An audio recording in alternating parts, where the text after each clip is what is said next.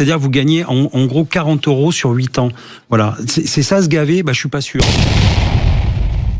Le gouvernement, le Premier ministre vient d'annoncer que la masse salariale des fonctionnaires a augmenté de 6,7% en 2024 par rapport à 2023, alors que l'inflation n'était que de 2% pour 2024.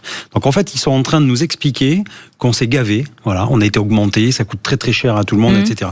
Juste que le point d'indice est gelé depuis des années. Alors il y a eu quelques petits coups de dégel, c'est juste qu'en fait, ils mélangent tout. Et c'est fait exprès pour troubler le message. C'est-à-dire que ceux qui bénéficient d'un changement d'échelon et d'une avancée de carrière sont comptabilisés là-dedans. Oui. Donc en fait, quand vous êtes fonctionnaire, vous avez une grille d'avancement.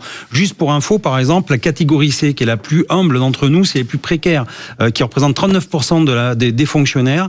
Quand vous rentrez, vous avez un début de grille à 1 400 € net. D'accord. Donc ça fait pas rêver non plus. Et vous prenez 1 point par échelon les 8 premiers grades, les 8 premiers échelons. C'est-à-dire vous gagnez en gros 40 € sur 8 ans. Voilà, c'est ça se gaver, je suis pas sûr. Et donc derrière tout ça, c'est encore une fois, on veut trouver 40 à 50 milliards d'euros d'économie. Et derrière tout ça, on est en train de faire passer des messages que le fonctionnaire est un coût. Et moi, je suis désolé, c'est un investissement. Quand on se compare justement à d'autres pays européens, on voit bien qu'on a toujours besoin de la fonction publique. Et quand on est capable de donner 200 milliards d'euros à des entreprises, il faut prêter. Mais il n'y a pas de contrepartie. Et là, par exemple, on en parle de la désindustrialisation. Oui, là, il y a un effort à donner, mais c'est quoi la contrepartie ?